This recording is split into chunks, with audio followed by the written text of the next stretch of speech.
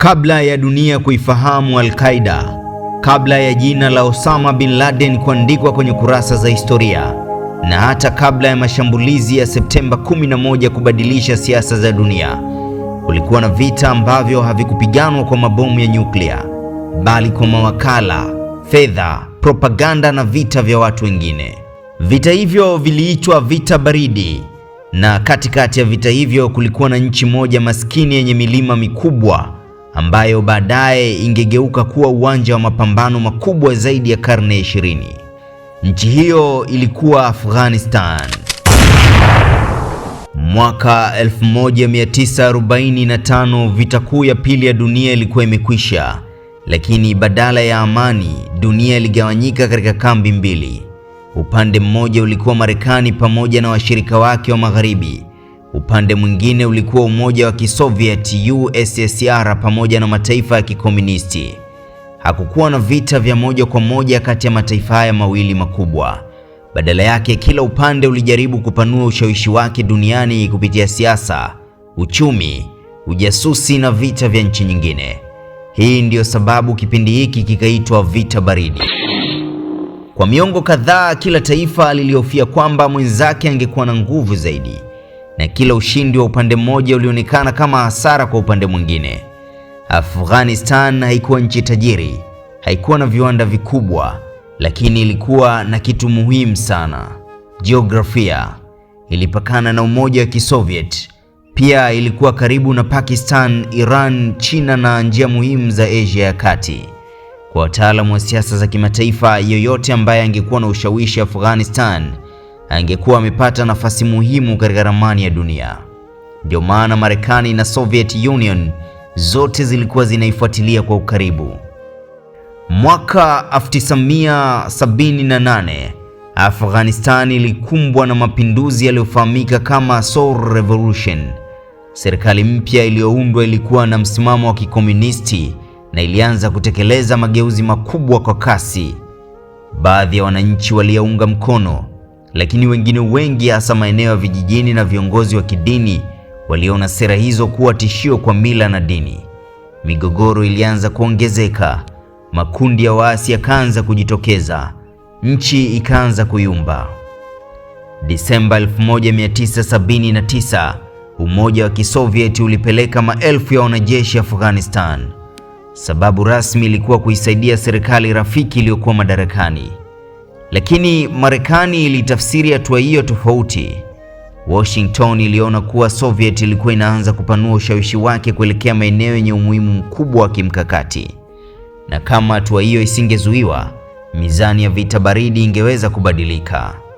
Ndipo viongozi wa Marekani wakaanza kujiuliza swali moja muhimu: je, tunawezaje kuifanya Soviet ishindwe bila kutumia jeshi letu kupigana moja kwa moja? Na jibu walilopata likabadilisha historia ya dunia. Marekani haikutuma maelfu ya wanajeshi Afghanistan. Badala yake ilichagua njia nyingine, njia iliyohusisha fedha, silaha, mafunzo na watu ambao walikuwa tayari kupigana kwa niaba yao wenyewe. Operation hiyo ilipewa jina la Operation Cyclone. Lakini Operation Cyclone ilikuwa ni nini hasa? Nani walikuwa mujahidin? Na je, ni kweli CIA ilimsaidia Osama bin Laden?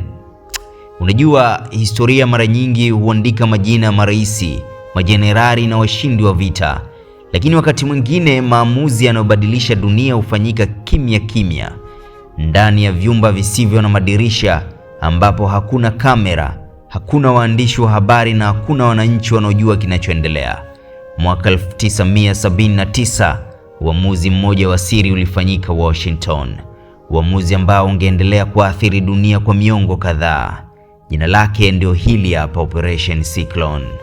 Baada ya majeshi ya Soviet kuingia Afghanistan mwishoni mwa mwaka 1979, Marekani iliona jambo hilo kama ushindi mkubwa wa mpinzani wake katika vita baridi.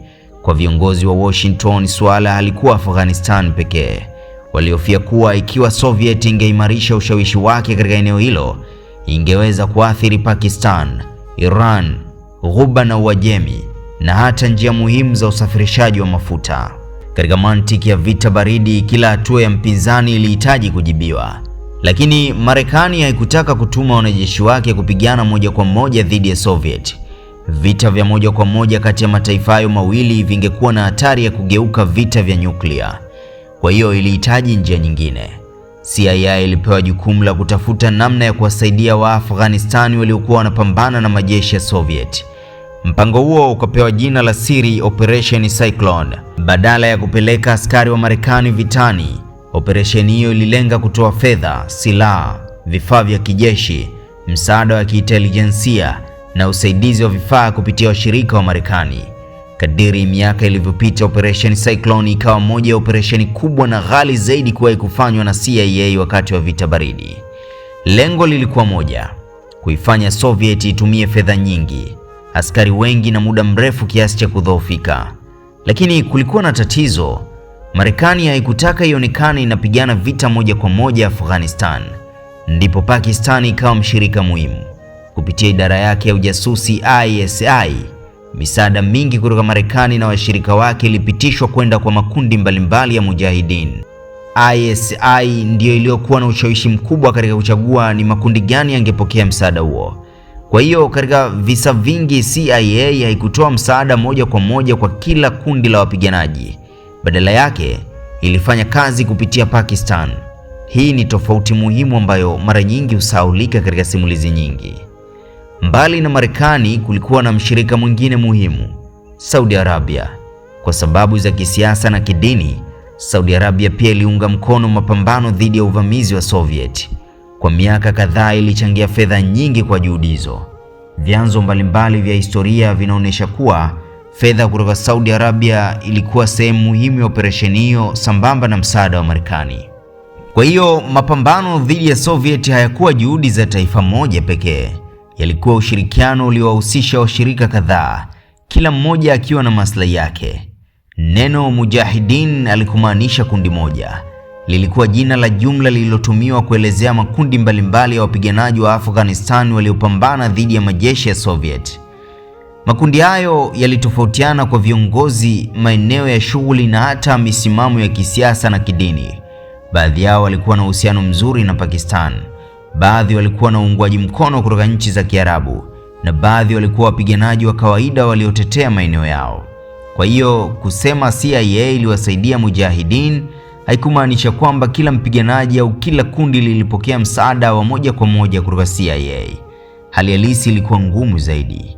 Kadiri vita ilivyoendelea, maelfu ya watu kutoka ulimwengu wa Kiislamu walianza kusafiri kuelekea Afghanistan. Walikuwa wanakwenda kupigana. Miongoni mwao kulikuwa na kijana mmoja kutoka Saudi Arabia.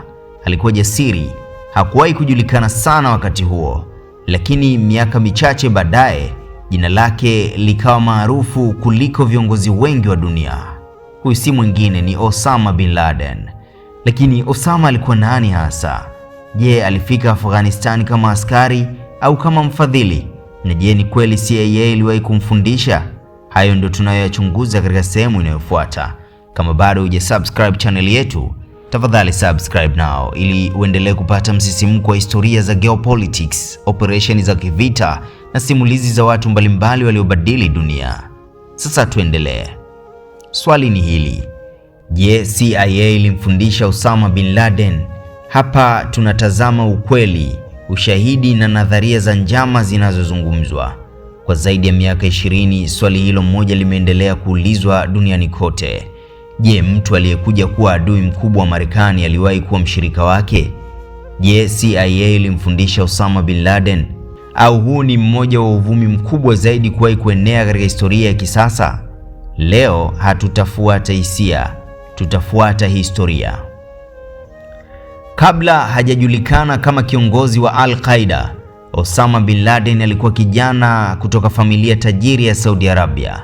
Alizaliwa mwaka 1957 katika familia ya mfanyabiashara mkubwa wa ujenzi Mohammed bin Laden. Alikulia katika mazingira ya utajiri lakini pia ya kidini. Alisoma katika chuo kikuu cha King Abdulaziz mjini Jeddah, ambako alikutana na mawazo ya wanazuoni na wanaharakati wa Kiislamu waliokuwa wakisisitiza umuhimu wa mshikamano wa Kiislamu duniani. Hakuna ushahidi unaoonyesha kwamba katika kipindi hicho aliwahi kusomea ujasusi nchini Marekani au kufundishwa na taasisi za Marekani. Baada ya Umoja wa Kisoviet kuivamia Afghanistan mwaka 1979, taarifa za vita zilienea katika ulimwengu wa Kiislamu. Maelfu ya watu waliona vita hivyo kama jukumu la kuwasaidia Waafghanistan. Miongoni mwa waliofika Pakistan alikuwa Osama bin Laden. Mwanzoni hakujulikana kama kamanda wa vita. Alijulikana zaidi kwa uwezo wake wa kuchangisha fedha, kujenga miundombinu, kusaidia vifaa na kuratibu ujio wa wapiganaji wa kujitolea kutoka nchi mbalimbali. Baadaye ndipo alipoanza kushiriki zaidi katika shughuli za kijeshi. Hapa ndipo mjadala mkubwa unaanzia. Ni kweli kwamba CIA ilikuwa inaendesha Operation Cyclone. Ni kweli pia kwamba Marekani ilikuwa inasaidia mapambano dhidi ya Soviet kupitia Pakistan. Lakini hadi leo hakuna ushahidi wa kuaminika unaoonyesha kwamba CIA ilimfundisha Osama bin Laden binafsi, ilimwajiri au ilimpa mafunzo ya moja kwa moja. Wanahistoria wengi wanaeleza kuwa msaada wa Marekani ulipitishwa kupitia idara ya ujasusi ya Pakistan, yani ISI, ambayo ndio iliyokuwa na jukumu kubwa la kusambaza silaha na msaada kwa makundi mbalimbali ya mujahidin. Kwa sababu hiyo, kusema kwamba CIA ilimfundisha Osama ni dai ambalo halijathibitishwa na ushahidi wa kihistoria unaokubalika. Swali hili linajibu rahisi, kwa sababu Osama alikuwa Afghanistan, CIA nayo ilikuwa Afghanistan, Marekani ilikuwa inawasaidia mujahidin. Baadaye Osama akawa kiongozi wa Al-Qaeda na hatimaye akawa adui mkubwa wa Marekani. Kwa wengi, mfuatano huo ulitosha kuunda simulizi kwamba CIA ndio iliyomfundisha, lakini historia mara nyingi huwa ngumu kuliko simulizi fupi. Kuwepo katika eneo moja kwa wakati mmoja hakumaanishi kulikuwa na uhusiano wa moja kwa moja. Mwishoni mwa miaka 1980, Umoja wa Kisoviet ulianza kuondoa majeshi yake Afghanistan. Kwa Marekani hilo lilionekana kuwa ushindi mkubwa wa vita baridi. Lakini baada ya Soviet kuondoka, Afghanistan iliingia katika vita vya wenyewe kwa wenyewe. Makundi yaliyokuwa yameunganishwa dhidi ya adui mmoja yakaanza kupigana yenyewe kwa yenyewe. Katika mazingira hayo ndipo Al-Qaeda ilianza kujiimarisha, na miaka michache baadaye uhusiano kati ya Osama bin Laden na Marekani ukageuka kuwa adui wa wazi. Kwa hiyo je, CIA ilimfundisha Osama bin Laden? Kwa ushahidi uliopo hadi leo, hakuna uthibitisho wa moja kwa moja unaounga mkono dai hilo. Lakini kuna ukweli mwingine ambao haupingiki. Marekani ilisaidia harakati ya mujahidin katika vita dhidi ya Soviet kupitia washirika wake. Na ndani ya mazingira hayo ndipo Osama bin Laden alijenga mtandao, uzoefu na mahusiano ambayo baadaye yangezaa Al-Qaeda. Historia wakati mwingine haijengwi na jambo moja, hujengwa na mfululizo wa maamuzi ambayo athari zake huonekana miaka mingi baadaye. Lakini baada ya Soviet kushindwa, kwa nini Osama hakurudi maisha ya kawaida? Kwa nini alimgeuka aliyekuwa akipambana na adui wake? Nini kilitokea kati ya Marekani na Osama bin Laden? Na ni tukio gani lililomfanya amue kwamba vita yake inayofuata isingekuwa dhidi ya Soviet bali dhidi ya Marekani? Kwa sababu vita dhidi ya Soviet vilikuwa vimemalizika. Moscow ilikuwa imeondoa majeshi yake Afghanistan. Washington ilikuwa ikisherehekea ushindi wa vita baridi. Lakini katikati ya vifusi vya Afghanistan kulikuwa na jambo ambalo hakuna aliyeliona likikua: mtandao wa wapiganaji. Mtandao ambao haukuwa tena unapigana kwa ajili ya Afghanistan pekee, bali kwa ajili ya kile walichokiita vita vya kimataifa. Na katikati ya mtandao huo alisimama mtu mmoja tu, Osama bin Laden. Mwaka 1989 majeshi ya Umoja wa Kisoviet yaliondoka Afghanistan. Kwa Marekani lengo lilikuwa limetimia, lakini kwa Afghanistan vita havikuisha. Makundi mbalimbali ya mujahidin yalianza kugombea madaraka. Badala ya amani, Afghanistan iliingia katika vita vya wenyewe kwa wenyewe. Miji iliharibiwa, wananchi waliteseka, na serikali iliyokuwa imesaidiwa na Soviet ilidhoofika taratibu hadi kuanguka. Kwa Osama bin Laden, ushindi dhidi ya Soviet haukuwa ushindi wa Marekani. Aliamini kuwa wapiganaji wa Kiislamu ndio waliowashinda wa Soviet kwa imani, kujitolea na mapambano yao. Mtazamo huu ulikuwa muhimu sana, kwa sababu ulimjengea imani kwamba hata mataifa makubwa yanaweza kushindwa, na ikiwa Soviet waliweza kushindwa, kwa nini isiwe Marekani? Hilo lilikuwa wazo ambalo lilianza kukua taratibu. Mwaka 1990 rais wa Iraq Saddam Hussein aliivamia Kuwait. Hatua hiyo ilishtua dunia. Saudi Arabia ikiwa jirani na eneo la vita, ilihofia kwamba ingeweza kuwa shabaha inayofuata. Ndipo ikatafuta msaada kutoka Marekani. Marekani ikapeleka maelfu ya wanajeshi nchini Saudi Arabia. Kwa serikali ya Saudi Arabia, huo ulikuwa uamuzi wa kiusalama, lakini kwa Osama bin Laden ulikuwa usaliti mkubwa. Osama aliamini kwamba ardhi ya Saudi Arabia ilikuwa na hadhi ya kipekee kwa Waislamu kwa sababu inahifadhi miji mitakatifu ya Makka na Madina. Kwa mtazamo wake, uwepo wa wanajeshi wa Marekani katika ardhi hiyo haukukubalika. Inasemekana aliwahi kupendekeza kwamba wapiganaji waliokuwa wamepigana Afghanistan ndio walinde Saudi Arabia badala ya kuomba msaada wa Marekani. Pendekezo hilo halikukubaliwa. Badala yake, serikali ya Saudi iliendelea kushirikiana na Marekani. Hapo ndipo tofauti kati ya Osama na viongozi wa Saudi ilipoanza kuwa kubwa zaidi. Katika miaka iliyofuata, Osama alianza kutoa matamko makali dhidi ya Marekani. Hakumuona tena kama mshirika wa mazingira ya vita dhidi ya Soviet. Alianza kumuona kama adui mkuu wa ulimwengu wa Kiislamu. Hapo ndipo fikra zake zilipoanza kubadilika kutoka kusaidia mapambano ya eneo moja kwenda wazo la mapambano ya kimataifa. Hatua kwa hatua, mtandao aliokuwa ameusaidia kuujenga ukageuka kuwa chombo cha kuendeshea mashambulizi nje ya Afghanistan. Hakukuwa na tukio moja lililomgeuza Osama kuwa adui wa Marekani. Kulikuwa na mlolongo wa matukio: ushindi dhidi ya Soviet, vita vya wenyewe kwa wenyewe Afghanistan, vita vya Ghuba na uwepo wa wanajeshi wa Marekani Saudi Arabia.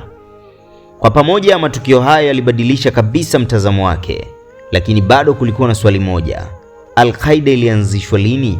Na ilikuwaje kutoka mtandao wa wapiganaji hadi kuwa moja ya mashirika yanayoogopwa zaidi duniani? Mwaka 1988, kabla hata Soviet hawajaondoka rasmi, kulikuwa na mkutano ambao usingeandikwa kwenye magazeti makubwa ya dunia, lakini maamuzi yaliyofanyika humo yangebadilisha historia milele. Jina la mkutano huo halikujulikana sana, lakini jina la mtandao uliozaliwa humo lingekuja kuitikisa dunia: Al-Qaeda. Unajua, mashirika mengi huanzishwa kwa kusajiliwa, hupata ofisi, huajiri wafanyakazi na kutangaza malengo yao hadharani. Lakini kuna shirika hili moja tu, halikuwa na makao makuu yanayojulikana, halikuwa na bendera rasmi mwanzoni, na halikuwa na jeshi la taifa, lakini ndani ya miaka michache liliifanya dunia nzima ibadili sheria zake za usalama. Shirika hilo lilikuwa Al-Qaeda. Mwaka 1988, wakati vita dhidi ya Umoja wa Kisovieti vilikuwa vinaelekea mwisho, Osama bin Laden pamoja na washirika wake walianza kujadili jambo jipya. Walijiuliza, baada ya Soviet kuondoka, wapiganaji hawa wataenda wapi? Kulikuwa na maelfu ya wapiganaji wa kujitolea waliotoka Saudi Arabia, Misri, Yemen, Algeria, Jordan na nchi nyingine. Walikuwa wamejenga mahusiano, walikuwa wamezoea maisha ya vita na walihisi mapambano yao hayakuwa yamekwisha. Ndipo wazo la kuunda mtandao wa kudumu likazaliwa. Neno Al-Qaeda kwa Kiarabu lina maana ya msingi au kituo cha msingi. Kwa mujibu wa tafsiri nyingi za kihistoria, awali lilikuwa jina la mfumo wa kuhifadhi taarifa za wapiganaji, mawasiliano na uratibu wa shughuli. Lakini kadiri muda ulivyopita, jina hilo likaanza kumaanisha shirika lenyewe. Kutoka mfumo wa utaratibu likageuka kuwa mtandao wa kimataifa. Ingawa jina la Osama ndilo linalojulikana zaidi, Al-Qaeda haikuwa kazi ya mtu mmoja. Kulikuwa na watu wengine muhimu, akiwemo Ayman al-Zawahir, daktari kutoka Misri ambaye baadaye alikuja kuwa kiongozi wa Al-Qaeda.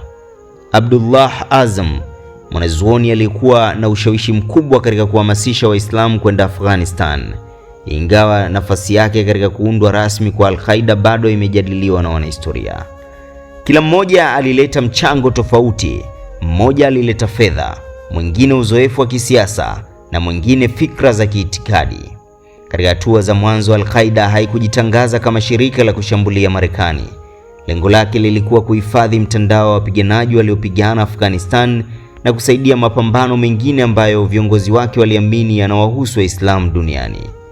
Lakini kadiri miaka ilivyopita, mtazamo huo ulibadilika. Badala ya kuangalia migogoro ya nchi moja moja, uongozi wa Al-Qaeda ulianza kuamini kwamba matatizo mengi ya ulimwengu wa Kiislamu yalitokana na ushawishi wa Marekani na washirika wake. Hapo ndipo mkakati wao ulianza kubadilika. Mwanzoni mwa miaka 1990, Al-Qaeda haikuwa jina maarufu duniani.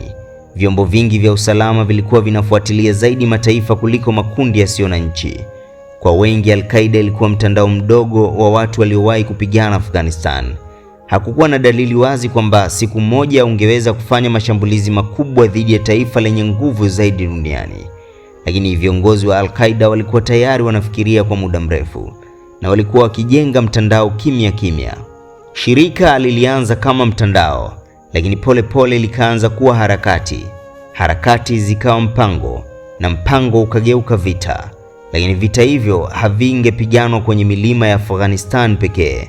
Vingefika Afrika, vingefika Mashariki ya Kati, na baadaye vingefika ndani kabisa ya Marekani.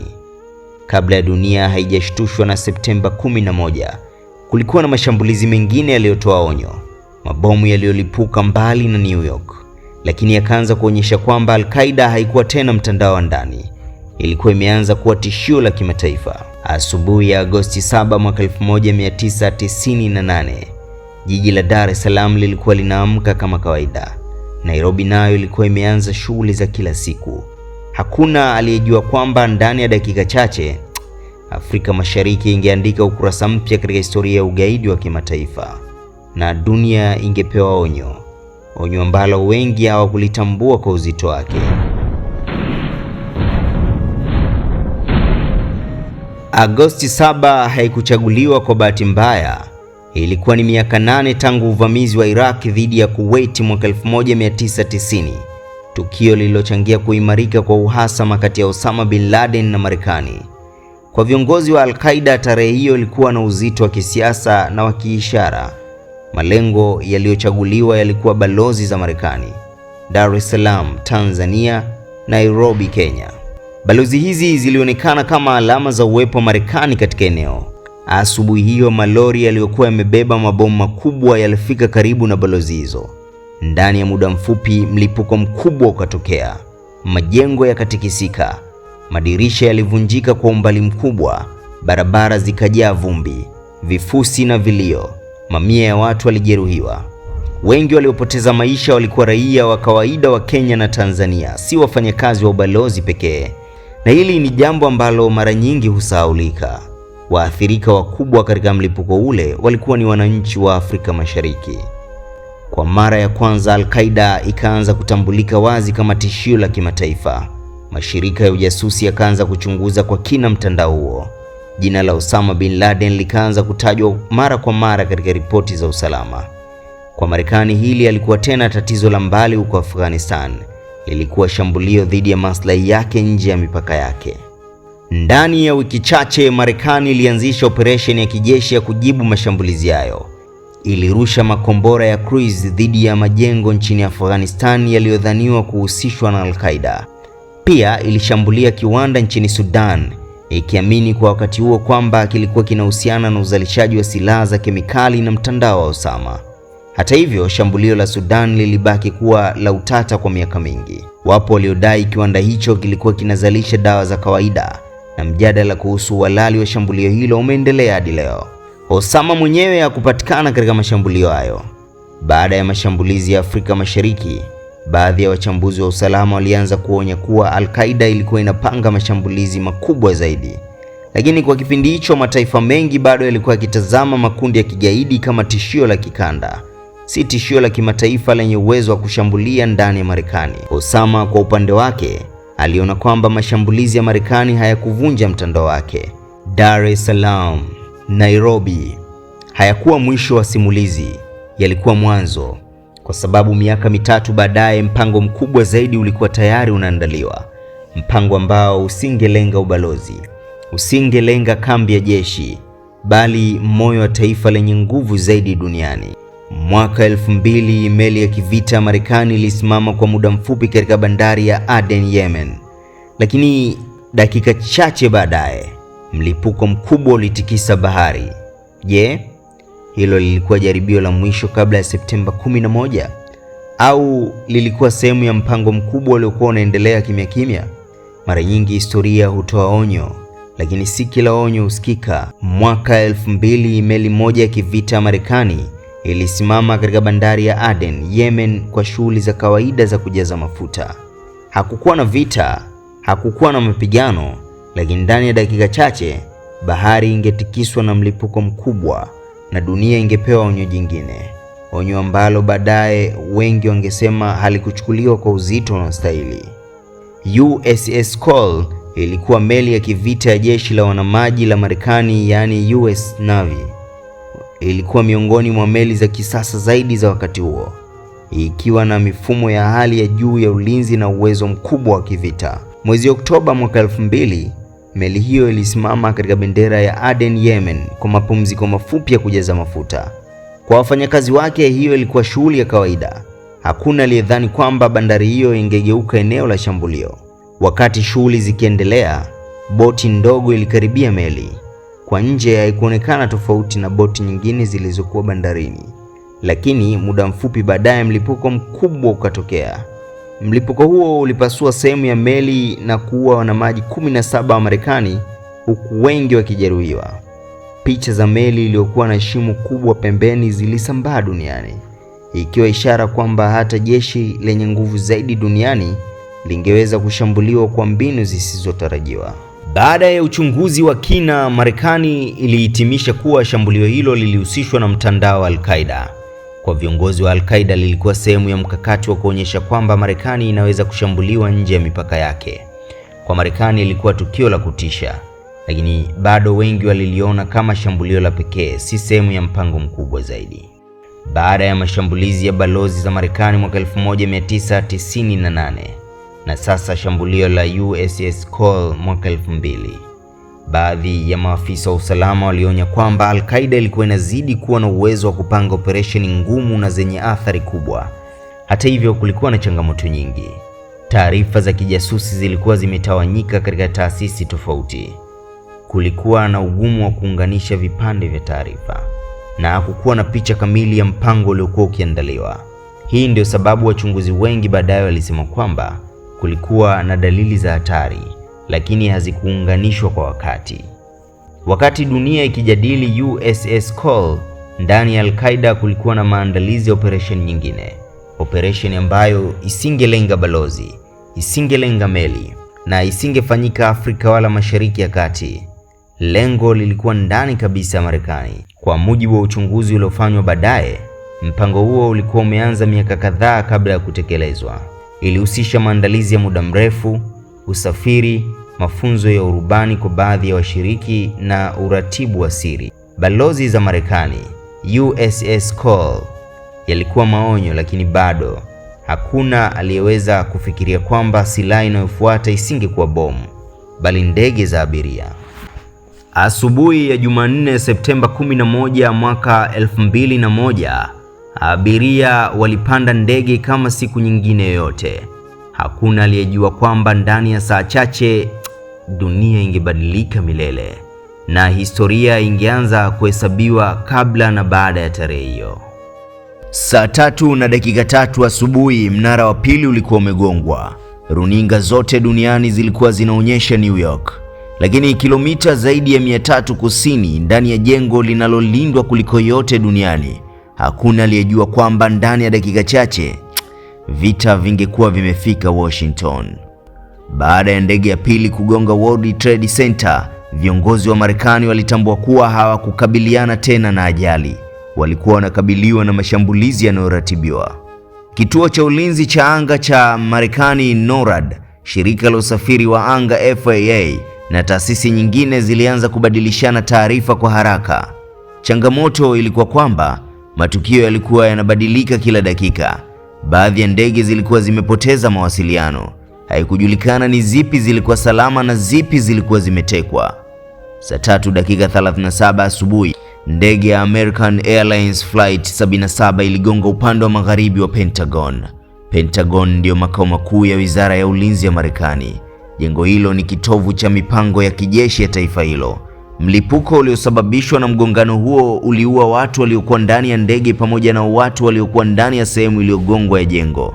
Kwa mara nyingine ilikuwa wazi kwamba mashambulizi yalilenga alama muhimu za taifa. Lakini bado kulikuwa na ndege nyingine, United Airlines Flight 93, Abiria waliokuwa ndani yake walikuwa tayari wameanza kupata taarifa kupitia simu kutoka kwa ndugu zao na mamlaka kwamba ndege nyingine zilikuwa zimegonga New York na Pentagon.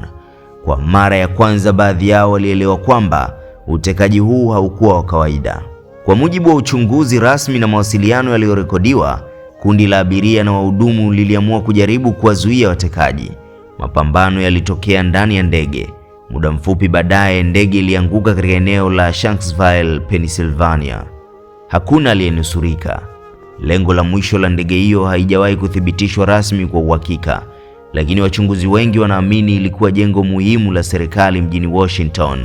Kama sio Capitol, basi ni White House. Ndani ya muda mfupi, anga la Marekani lilifungwa kwa mara ya kwanza katika historia ya kisasa. Ndege zote zilizo angani ziliagizwa kutua haraka. Ikulu ya White House na majengo mengine ya serikali yakahamishwa watu. Jengo likawekwa katika hali ya tahadhari ya juu. Marekani haikuwahi kushuhudia hali kama hiyo. Ndege 4, malengo 4 na taifa lote likasimama. Lakini msiba mkubwa zaidi ulikuwa bado haujatokea. Ndani ya New York, minara miwili iliyokuwa ikiwaka moto ilikuwa inapambana na muda, na ndani yake kulikuwa na maelfu ya watu waliokuwa wakisubiri kuokolewa. Wazima moto walikuwa wanapanda ngazi, wengine walikuwa wanashuka. Hakuna aliyedhani kwamba ndani ya dakika chache majengo yaliyokuwa ishara ya nguvu za uchumi wa Marekani yangeanguka mbele ya macho ya dunia. Wazima moto walikuwa wanapanda ngazi, maafisa wa polisi walikuwa wakiwatoa watu nje, madaktari walikuwa wakiandaa maeneo ya dharura, na maelfu ya watu waliokuwa ndani ya majengo walikuwa wakisubiri msaada. Hakuna aliyejua kwamba muda ulikuwa unaisha. Baada ya ndege mbili kugonga minara ya World Trade Center, mamia ya wahudumu wa dharura walifika eneo la tukio. Wazima moto waliinua vifaa vyao na kuanza kupanda ngazi kuelekea juu. Polisi walisaidia kuwaongoza watu kuelekea njia za kutokea. Ndani ya majengo ya wafanyakazi walikuwa wakipiga simu kwa familia zao, wengine wakitafuta njia za kushuka. Kwa wengi bado kulikuwa na matumaini kwamba moto ungeweza kudhibitiwa, lakini hali ndani ya majengo ilikuwa ikiendelea kuwa mbaya. Moto uliosababishwa na mgongano wa ndege ulienea katika sakafu kadhaa. Joto kali lilidhoofisha sehemu za muundo wa majengo. Kila dakika iliyopita ilifanya kazi za uokoaji kuwa ngumu zaidi. Kamera za television zilikuwa zikitangaza moja kwa moja. Mamilioni ya watu duniani walikuwa wakifuatilia kila tukio. Hakuna aliyekuwa tayari kwa kilichofuata. Saa 3:59 asubuhi, baada ya kuwaka moto kwa takriban dakika 56, mnara wa kusini, yani South Tower, ulianguka. Wingu kubwa la vumbi lilifunika mitaa ya Manhattan. Watu wakaanza kukimbia huku wakitafuta usalama. Wahudumu wengi wa dharura waliokuwa wameingia ndani ya jengo walipoteza maisha. Kwa sekunde chache dunia ilishindwa kuelewa kile ilichokuwa imekiona. Saa 4:28 asubuhi, mnara wa kaskazini, yani North Tower, nao ulianguka. Katika muda usiozidi saa 2, ndege ya kwanza igonge jengo. Alama maarufu zaidi ya anga la New York ilikuwa imetoweka. Zaidi ya watu 2700 walipoteza maisha ndani na karibu na eneo la World Trade Center. Kwa ujumla, mashambulizi ya September 11 yaliua takriban watu 3000, wakiwemo abiria wa ndege, wahudumu wa dharura na raia. Ilikuwa moja ya siku zenye maafa makubwa zaidi katika historia ya Marekani. Ndani ya saa chache, masoko ya fedha yalifungwa, safari nyingi za anga zilisimamishwa, mataifa mbalimbali yakaanza kuongeza ulinzi. Viongozi duniani walitoa salamu za rambirambi na kulaani mashambulizi. Kwa mamilioni ya watu, September 11 haikuwa tena habari, ilikuwa kumbukumbu ambayo ingebaki maishani mwao. Dakika 102, huo ndio muda uliotenganisha mgongano wa kwanza na kuanguka kwa mnara wa mwisho, lakini athari zake zingedumu kwa miaka na zingebadilisha sheria, siasa, usalama na vita vya dunia. Lakini swali kubwa lilikuwa bado halijajibiwa. Nani alikuwa nyuma ya mashambulizi haya? Marekani ingeitikiaje? Na kwa nini dunia iliingia kwenye kile kilichoitwa vita dhidi ya ugaidi, yani War on Terror? Kwa sababu ndani ya saa chache moshi ulikuwa bado unapanda kutoka Manhattan. Pentagon ilikuwa bado inateketea. Maelfu ya familia zilikuwa zikiwasaka wapendwa wao. Lakini ndani ya White House swali lilikuwa moja tu. Tutajibu vipi? Hebu tujikumbushe. Usiku wa Septemba 11, 2001, Rais George W. Bush alipohutubia taifa, aliahidi kwamba wahusika wa mashambulizi hayo pamoja na wale waliowapa hifadhi wangechukuliwa hatua. Siku zilizofuata, Marekani ilitangaza kile kilichoitwa War on Terror, yaani vita dhidi ya ugaidi. Haikuwa vita dhidi ya nchi moja pekee, ilikuwa sera mpya ya usalama ambayo ililenga mitandao ya kigaidi duniani kote. Kwa mara ya kwanza katika historia yake, muungano wa NATO ulitumia kifungu cha 5 cha mkataba wake, ukitambua kwamba shambulio dhidi ya Marekani lilikuwa shambulio dhidi ya wanachama wote. Hii ilionyesha ukubwa wa athari za September 11 katika siasa za kimataifa. Marekani ilitaka serikali ya Taliban nchini Afghanistan imkabidhi Osama bin Laden na kuvunja kambi za Al-Qaeda. Taliban haikukubali ombi hilo kwa namna ilivyotakiwa na Marekani, na ikasisitiza masharti mbalimbali kuhusu ushahidi na utaratibu. Mvutano ukaongezeka. Marekani ikaamua kutumia nguvu za kijeshi. Tarehe 7 Oktoba 2001, Marekani pamoja na washirika wake walianza mashambulizi dhidi ya utawala wa Taliban na miundombinu ya Al-Qaeda nchini Afghanistan. Ndani ya muda mfupi, miji kadhaa ilianguka mikononi mwa vikosi vya washirika. Taliban waliondoka katika miji mingi mikubwa. Kambi nyingi za Al-Qaeda zilivunjwa, lakini Osama bin Laden hakupatikana. Aliaminika kutoroka kuelekea maeneo ya milimani karibu na mpaka wa Pakistan. Na hapa ndipo ulipoanza msako uliodumu karibu miaka 10. Baada ya September 11, mataifa mengi yalibadilisha mifumo yao ya usalama. Viwanja vya ndege viliongeza ukaguzi mkali. Sheria mpya za kukabiliana na ugaidi zilitungwa. Mashirika ya ujasusi yalipanua ushirikiano wao. Kwa upande mwingine, hatua hizi pia zilizua mijadala kuhusu faragha, haki za kiraia na mipaka ya mamlaka ya serikali katika kulinda usalama. Marekani ilifanikiwa kuondoa utawala wa Taliban madarakani mwaka 2001, lakini vita havikuisha. Taliban waliendelea na operesheni zao kwa miaka mingi.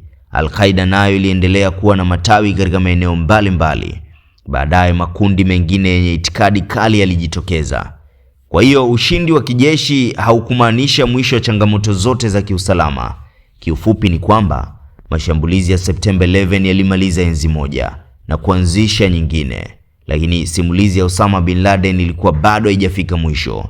Kwa karibu miaka 10, mtu aliyekuwa anatafutwa zaidi duniani aliendelea kutoweka mbele ya macho ya mashirika makubwa ya ujasusi. Kifo cha bin Laden kina utata na mabishano mengi sana. Kila mtu huongea vile anavyoamini yeye, lakini ripoti rasmi za kihistoria na maelezo ya Marekani ni kwamba baada ya miaka mingi ya kumtafuta, hatimaye wakafanikiwa kujua mahali alipo, na ukawa mwisho wa msako wa miaka 10. Hii ndio sehemu ya operation ambayo mara kadhaa imekuwa na upinzani mkubwa na watu mbalimbali duniani, na isimulia kwa mujibu wa vyanzo rasmi vya kimataifa. Karibu miaka 10, mashirika ya ujasusi duniani yalikuwa yakimtafuta Osama bin Laden. Alionekana Afghanistan, akaripotiwa Pakistan, mara nyingine ikasemekana amekufa, lakini kila taarifa ilipochunguzwa hakupatikana. Mpaka usiku mmoja mwezi Mei mwaka 2011, haya ndiyo yakajiri. Baada ya mashambulizi ya September 11, Osama bin Laden akawa mtu anayesakwa zaidi duniani. CIA pamoja na mashirika mengine ya Marekani na washirika wake walikusanya taarifa kwa miaka mingi, lakini Osama alikuwa ameacha kutumia simu na njia nyingine za mawasiliano zilizokuwa rahisi kufuatiliwa. Badala yake, alitegemea wajumbe wa kupeleka ujumbe kwa siri. Hili lilifanya msako kuwa mgumu sana. Kwa mujibu wa maelezo ya baadaye kutoka kwa maafisa wa Marekani, uchunguzi ulianza kuleta matokeo walipofanikiwa kumtambua mmoja wa wajumbe waliokuwa wakifanya kazi kwa karibu na Osama. Walimfuatilia kwa miezi kadhaa, hatimaye wakafika kwenye nyumba kubwa mjini Abbottabad, Pakistan. Nyumba hiyo ilikuwa ya kipekee, ilikuwa na ukuta mrefu wa ulinzi, iliweka faragha kubwa kuliko nyumba nyingi jirani. Wakazi wake waliepuka mawasiliano ya kawaida. Hayo yalizua mashaka, lakini bado hakukuwa na uhakika kwamba Osama alikuwa humo. Usiku wa tarehe 2 Mei 2011 kwa saa za Pakistan, vikosi maalum vya jeshi la wanamaji la Marekani vinavyojulikana kama SEAL Team 6 vilivuka mpaka wa siri. Operation hii iliitwa Operation Neptune Spear. Lengo lilikuwa moja, kumkamata Osama ikiwa ingewezekana, na kama angepinga kwa kutumia nguvu basi kumwondoa. Baada ya mapambano mafupi ndani ya nyumba hiyo, Marekani ikatangaza kwamba Osama bin Laden alikuwa ameuawa. Hakuna mwanajeshi wa Marekani aliyepoteza maisha katika operesheni hiyo, ingawa helikopta moja ilipata hitilafu na kuharibiwa na kikosi hicho kabla ya kuondoka ili teknolojia yake isipatikane. Baada ya Rais Barack Obama kutangaza habari hizo, watu wengi nchini Marekani walikusanyika katika maeneo mbalimbali kusherehekea mwisho wa msako uliodumu karibu miaka 10. Lakini duniani kote kulikuwa pia na maswali mengi. Kwa nini Osama alikuwa Pakistan? Je, alikuwa amejificha bila mamlaka kujua? Au kulikuwa na watu waliomsaidia? Maswali haya yameendelea kujadiliwa na watafiti na wachambuzi, huku baadhi ya majibu yakiwa bado hayajapata makubaliano ya jumla. Kifo cha Osama kilikuwa pigo kubwa kwa Al-Qaeda, lakini hakikumaliza ugaidi duniani. Makundi mengine yaliendelea kujitokeza. Baadhi yaliibuka kwa misingi yao wenyewe kama vile ISIS miaka michache baadaye. Hii ilionyesha kwamba kuondoa kiongozi mmoja haikutosha kumaliza wazo au itikadi. Kwa hiyo tukirudi kwenye msingi wa dokumentari hii, swali letu ni kwamba, je, Marekani iliunda adui wake mwenyewe? Hili ndio swali ambalo dokumentari hii imekuwa ikilijenga tangu mwanzo. Jibu lake si rahisi. Kwa upande mmoja ni ukweli wa kihistoria kwamba Marekani iliunga mkono juhudi za Mujahideen dhidi ya Umoja wa Kisoviet kupitia washirika wake wakati wa vita baridi. Kwa upande mwingine hakuna ushahidi wa kuaminika unaoonyesha kwamba Marekani ilimfundisha au kumdhibiti Osama bin Laden binafsi. Lakini wanahistoria wengi hutumia neno blowback kuelezea hali ambapo sera ya nje ya taifa inaweza kutoa matokeo yasiyotarajiwa miaka kadhaa baadaye. Katika muktadha huu, baadhi ya wachambuzi huona kuwa msaada wa mazingira ya mapambano dhidi ya Soviet iliunda hali ambayo baadaye ilichangia kuibuka kwa mitandao kama Al-Qaeda. Hata hivyo, hilo halimaanishi kwamba matokeo haya yalikuwa yamepangwa tangu mwanzo. Historia mara nyingi hujengwa na mfululizo wa maamuzi, mazingira na matokeo ambayo hakuna upande ulioweza kuyatabiri kikamilifu. Miaka zaidi ya 40 iliyopita, vita baridi vilipeleka mataifa makubwa Afghanistan. Maamuzi yaliyofanyika wakati huo yalibadili maisha ya mamilioni ya watu. Yalizaa washirika, yakazaa maadui, yakazaa vita vipya. Na hadi leo dunia bado inaendelea kuishi na athari za maamuzi hayo. Unajua, historia haitufundishi tu yaliyopita, inatuonyesha kuhusu yajayo. Mimi naitwa Omar Zongo. Asante.